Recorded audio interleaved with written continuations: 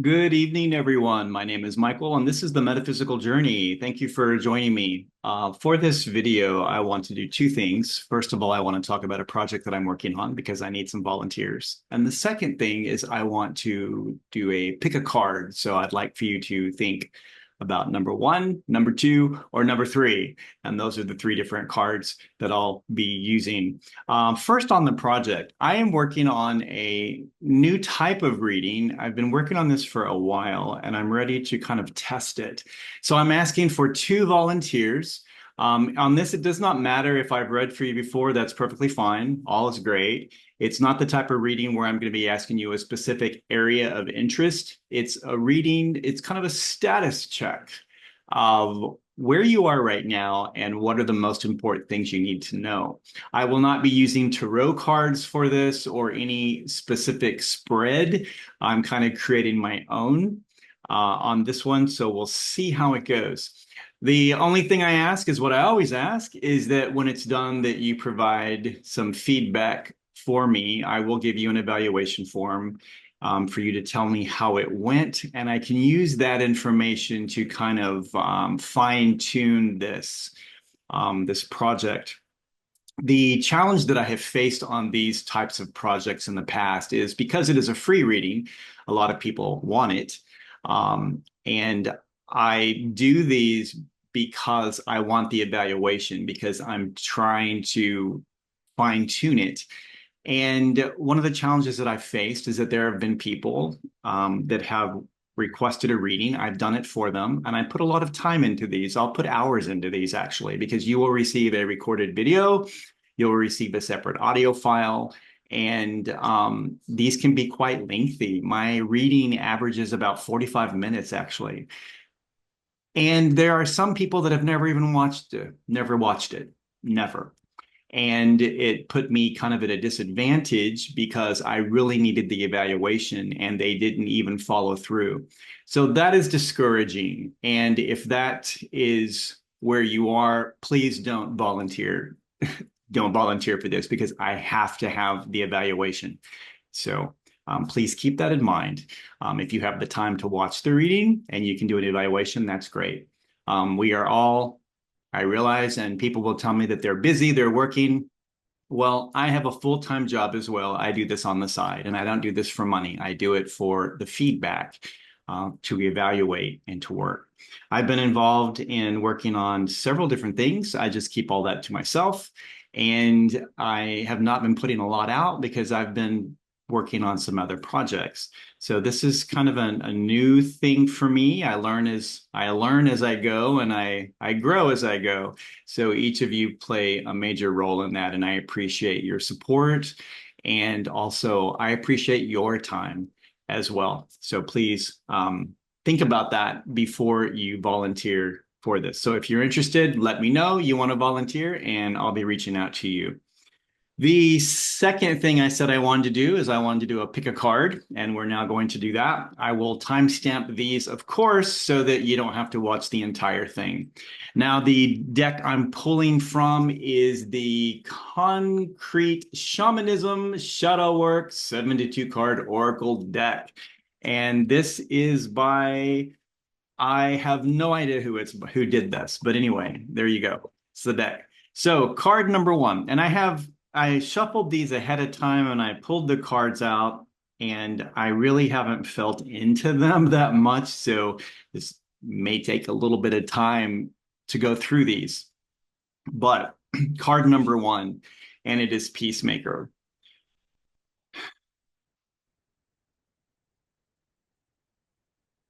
I see two things on this one right up, what comes to me right off the bat. There is Peacemaker internal and Peacemaker external. I'll start with internal.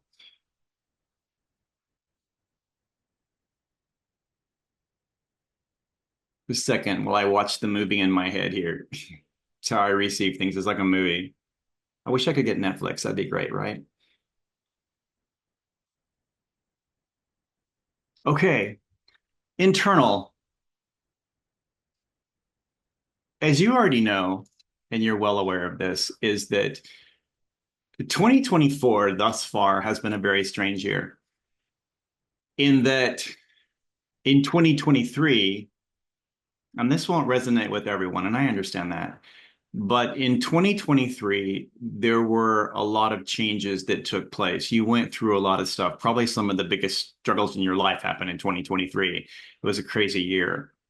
All of that happened for a reason to move you forward, to advance and progress you. And then we get into 2024 and we're hoping it'll be better, right? Not necessarily. It's just been different. The eclipse happened, a lot of changes. And during that process, you are not the same person you were a year ago. You're probably not the same person you were 6 months ago. And one of the things that's taking place within you, it's kind of I'm going to term it as, well, what I hear is death of the ego. Our egos are never fully going to die. We have to have them, of course. But what's been happening for some of you is that you are at odds with your ego in that hmm, it's not business as usual. In the past, there were things that would happen, there were little triggers that would happen, and you would just react.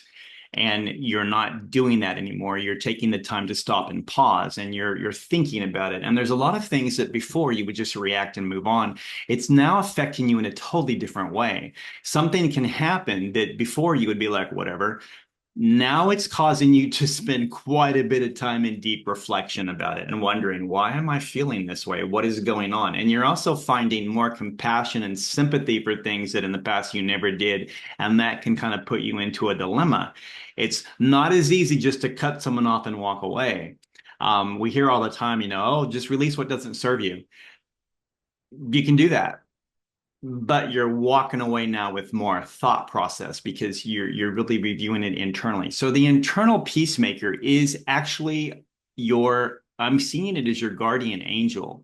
And your guardian angel is coming in as a mediator because you're reconciling now your ego with your inner being, with that beautiful person you are on the inside, trying to find that balance of realizing that as a light worker, which you came to do, your job is to, one of the things is to raise the vibration and the frequency to make life a better place for other people around you.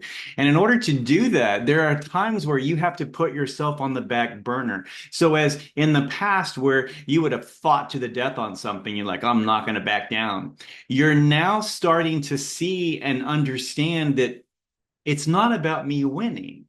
I don't have to win every fight.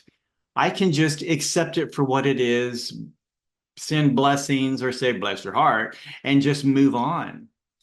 The ego has a hard time with that because the ego's like, oh, no, no, no. Oh, hell no, we're going to walk away from this one. We're going to fight. This is the hill we're going to die on. And you realize there are no hills that anyone needs to die on. You don't. You don't have to be first and on top in order to still be a loving person. The being that you are on the inside is not affected or amused by ego because it's connected to the to the overall universal consciousness. It knows who it is, and you are learning who you are, and what you're learning is that what's inside is you. So your guardian angel that was assigned to you for this entire life is helping you find this balance, serving as a mediator to reconcile the two things. It's like the ego says, and the guardian angel is kind of like, now, is it really that important? Is it that necessary for you to be the top dog on this one? And you're realizing, no, it's not. So, peacemaker in the internal is, I'm seeing it as your guardian angel. That's what I'm seeing. Guardian angel of being that gentle voice saying, now let's just think about this. Is it really that important? Because in order for you to become more enlightened, and as you become more enlightened, more intuitive, you also start to see immediately when you're into a conflict with someone, you're starting to pick up on where they're coming from, and you're seeing the whole picture. And you're realizing that what's on the surface, what you would have reacted to in the past, the surface is not the story. It's just underneath that. And it's layered in insecurities and fears. And that's why people will fight to the end, because they're afraid of backing down. It'll make them look weak because they don't feel strong inside. So that internal peacemaker is your guardian angel, helping you to navigate that. External peacemaker, there is this as well, and this will be for some of you, is that I'm seeing that, again, it's the same battle of this confrontation of who I used to be versus who I am now or who I'm becoming. And you're engaged with a group of people, and there's could be a couple different groups. It could be a work group, or it's people that, no, I'm going to put it this way. Two different groups of people. It's the one you spend the most time with in the day, and then it's the ones you spend the most time with in your heart. In your heart could be family, close friends, those types of people. And in the day would be colleagues, workers, students, whoever. And you get engaged in these conversations where, again, it's the ego kicks in. It's like that fight for the death here. Don't back down. Don't be weak. And you're also realizing, just like on the internal, you're realizing I don't have to be the winner. I'm already a winner.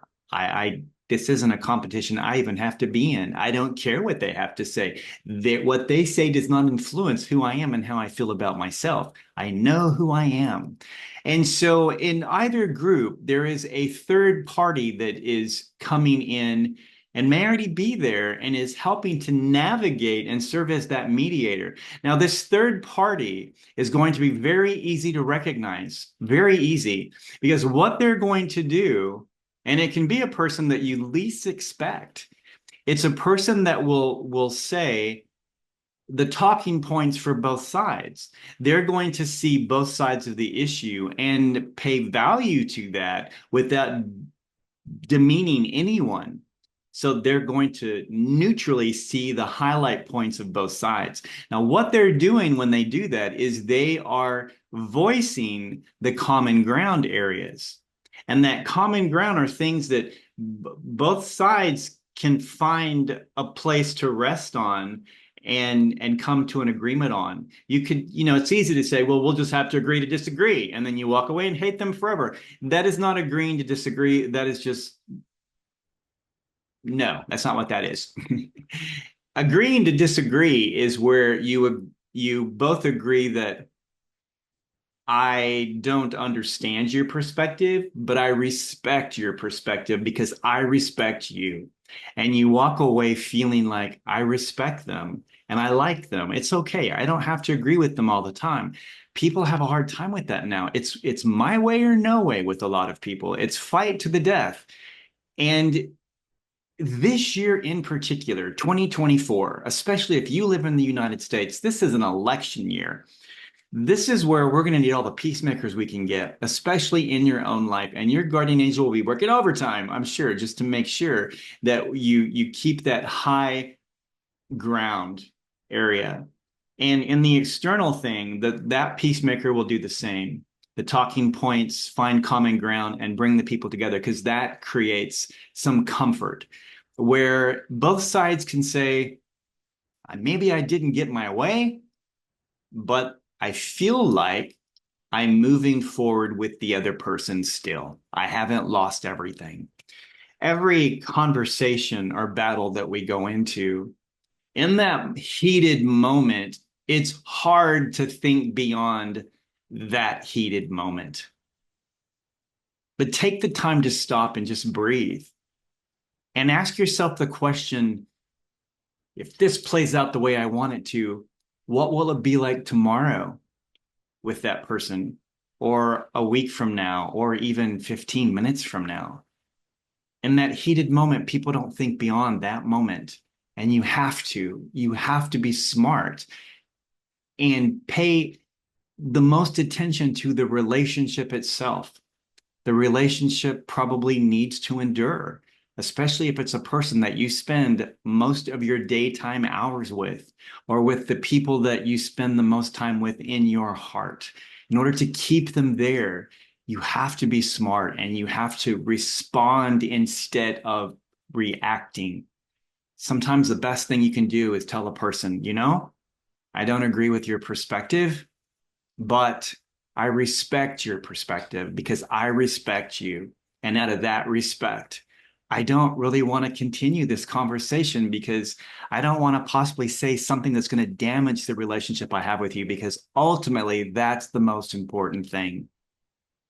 It may make you feel like you're being weak, but actually you're being the strongest person in the room when you do that, because you are demonstrating that you have control over your emotions. It doesn't take any emotional maturity to scream and throw a fit and do all the things that we see people doing all around us. That's not emotionally mature at all. That is childish. That's an adult having a tantrum. Don't be like that. Be the peacemaker in your own life and the lives of other people around you. And when you have a third party peacemaker come in, value that. They were sent in for a reason to try to smooth that over. I hope that that helps and gives some encouragement for as you move forward. And that was card number 1. Card number 2. This card is empathic. Empathic. Now, if you look at this image, it's a very distinguished looking gentleman, and he's got a really intense gaze here. And you can it almost feels like he is looking right into our soul or something, and this actually represents you. As you have this look, you're looking into the heart of the situation. And on this one, just a second.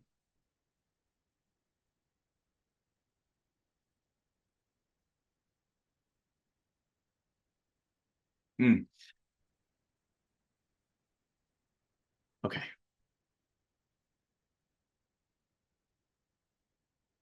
The message for the Elon card 2 is that you are empathic. That's why you selected this card, because you're empathic. Also psychic, but being empathic is really underrated. It is. A lot of times when we hear that term, it's almost like it's a detriment to who you are, because if you're empathic, that means you're going to be constantly hurt by things, and people can hurt you a lot more, or as if you're walking around with welcome tattooed somewhere on your back, because people are going to walk all over you.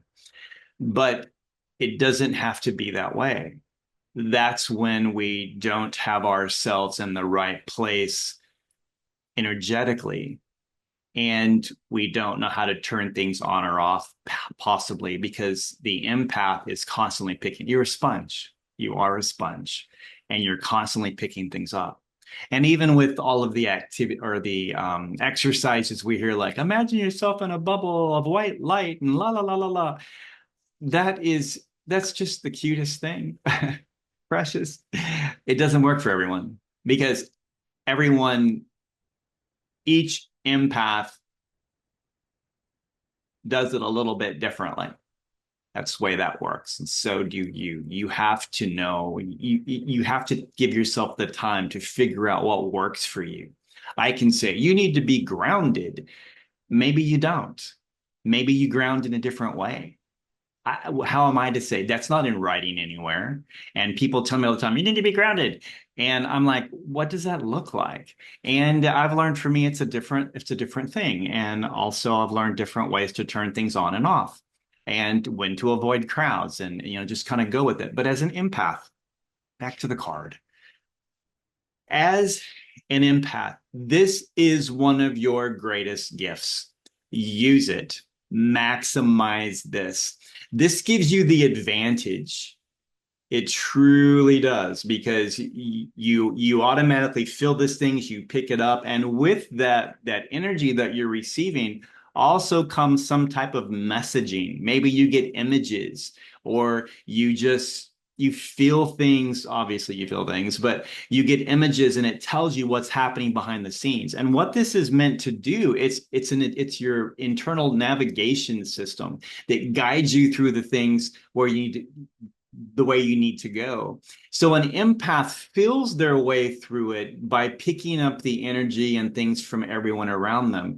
Empaths can be the absolute best peacemakers, going back to garden number one. They're incredible peacemakers because they know, they feel it. You walk into a room and you know exactly what's been happening. Also, too, the empath and where sometimes this is seen as a detriment is that you pick up all the emotions of everyone around you. So you can be perfectly happy and then suddenly you are sad or feeling sick, whatever, because you're picking that up. And with those emotions and feelings, you're also, of course, getting that information.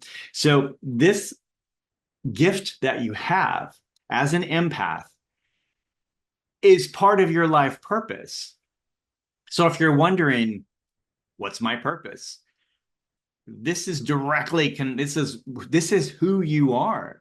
And this is what will guide you to the people that need healing, that need help from you, is this super powerful gift and ability that you have. This is your life purpose. It's connected to it. Don't ever underestimate that. We're given gifts for a reason because we're expected to use them, not run from them or say, oh, my life's really hard because I'm very empathic and I just feel everything and it's just awful. I wish it would go, I wish the ring had never come to me, kind of the Hobbit thing. And that your empathic ability is your gift. It's powerful. Many other things come with it, but that is a key purpose as to why you're here. So what you may be seeing right now or feeling as a negative is actually a super powerful positive. Learn to work with your empathic abilities. See what works for you. See how I was mentioning earlier about, if you need to ground or whatever, see what works for you. Ask your guardian angel. This is guardian angel night, right? Ask your guardian angel because your angel is there to help you on your life path with your purpose for being here. Ask them, and they will assist you with this and show you how to strengthen that ability, strengthen that gift, because it's very powerful. When you can perceive and feel the emotions of those around you, their emotions, just like all of our emotions, come directly. Comes from our mind. So our emotions are a reflection of what we're thinking, what we're feeling about ourselves, how we're perceiving life. That flows outward in the form of emotion. When you can pick up the emotions, you can see the whole backstory. That is amazing. If you know the cause, you're part of the cure. And that's why you're here. So that's card number 2, empathic. Embrace that. That is amazing. Card number 2. Card number 3. This one's different. I pulled it right before I started, and false intuition. So this one, when we look at the card, we're going to describe it first because I'm still waiting for something to come in on this one. It hasn't trickled in yet. But false intuition, you see a person there looking in it. It's a very dark card. Um, I'm not going to say demonic or anything, but it's just a very dark card of the face that's there. But it's actually a very structurally, it's a very beautiful face. I mean, the contours and the great cheeks and jawline, I'll tell you that. But it's actually a very beautiful person underneath what's on the exterior. What's underneath the exterior, that right there is the message on this one.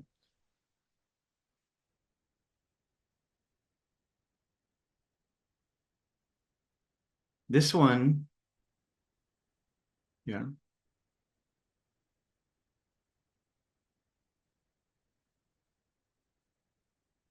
Oh, okay. I get this. Thank you. This one goes back to ego. false intuition. So this is where there is, and this is just with some of you, not with everyone, of course.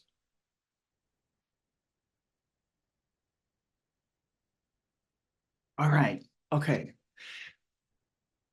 So this goes back to the first card where I talked about that this year there have been a lot of changes taking place in you, in within yourself, and old way of doing things is moving away, and you're in a new period now, and it's a transition, and it's more confusing for some than others because what's also happened in this transition is that your gifts have changed. Whereas before you would pick up things in a certain way, now it's different. I can say for myself personally that where it used to take me longer to get information, now it's like boom, it's there. It's coming in a totally different way. And so the ways that I used to have to do, I no longer have to do that. Now that is what may be happening to you. Same thing, same thing. And it's causing you to stop and wonder, like, is this right? Am I seeing anything right? And so you're receiving new information in a different way, and you're questioning that, and you're trying to revert back to the old way you did it and think, well, no, I don't know, this is what it should be. And you're going with the old way instead. Now, in particular, I'm seeing tarot cards here. I don't know why I'm seeing tarot cards, but I'm seeing more than tarot cards. Tarot. Why? What's up with that?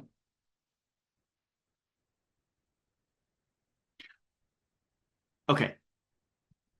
Sorry. Having a conversation here. Symbology. Old structure. Symbology. All right. So I'm so sorry about that. It's crazy in my head right now. False intuition. If you're a tarot reader and you've read for many, many years, you have that Rider Waite symbology down pat. Boom, you got it. And you know when you see this, it means that. When you see this, it means that. And that's always worked.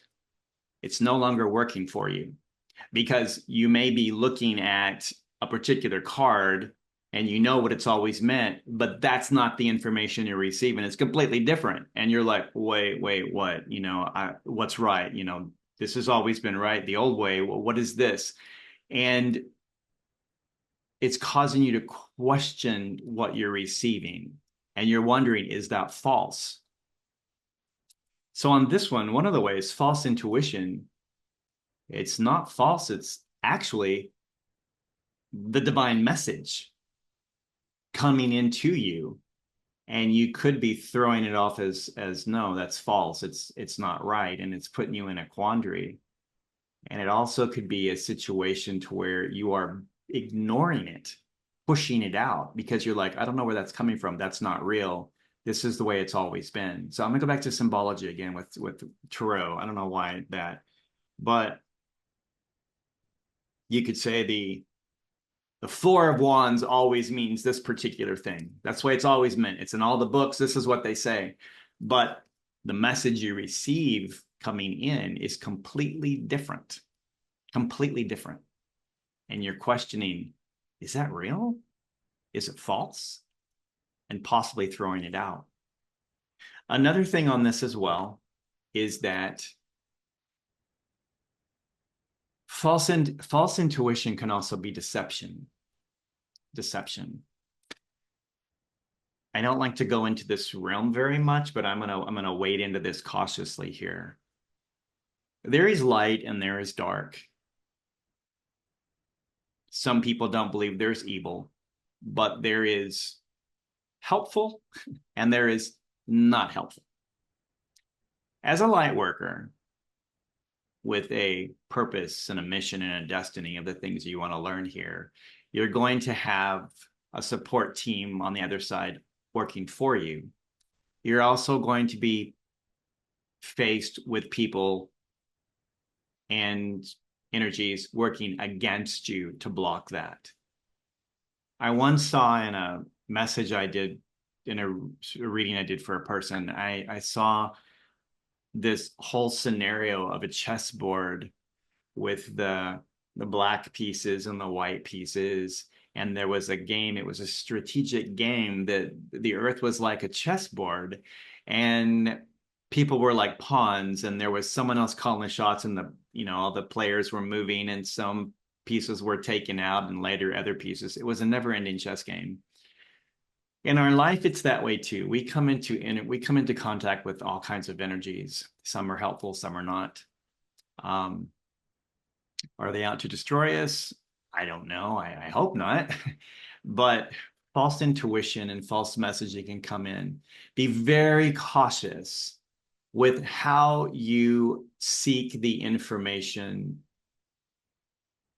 that directs your life, and also the information you pull in that helps shape other people's lives, especially if you're a card reader. Maybe that's what the tarot thing is about, part of it. But be very careful and guard for the messaging and information that you get, because false things can come in. You already know you should have, I'm sure you do, if you've read for, or if you've been involved in work for a while, you can feel the energy that you normally work with. It has a certain feel to it. You recognize that energy. When something else tries to come in, be very cautious of that, especially with the message that is coming through. You know the message that you get from the divine. You know the message that you get through your guardian angel or your guide, however you choose to call it. You know what it feels like. Don't deviate away from that feeling when something else tries to come in, because you don't know what that could be. It's kind of like playing with a Ouija board. You open this portal and you have no idea what's going to come through. And they may spell out a certain name, and they can be lying to you, can be deceiving spirits. And deception is everywhere. And there are deceiving spirits that will pretend to be all kinds of things in order to have a connection with you. As a light being, you are this bright, bright, bright ball of light floating around. You are not hard to spot at all. Everyone can see you and feel you on the other side. They know. And they can be drawn to you. There are many different attachments and different types of,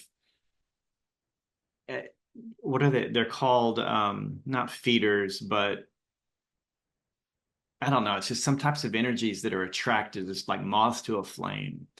And they'll try to come in and connect to you, because if you are a vessel and a channel, they want to get their message out there too. And sometimes their whole purpose is just to confuse people and cause problems. So be very cautious about making sure that you only work with your direct source that you always do. If it feels off, don't go with it.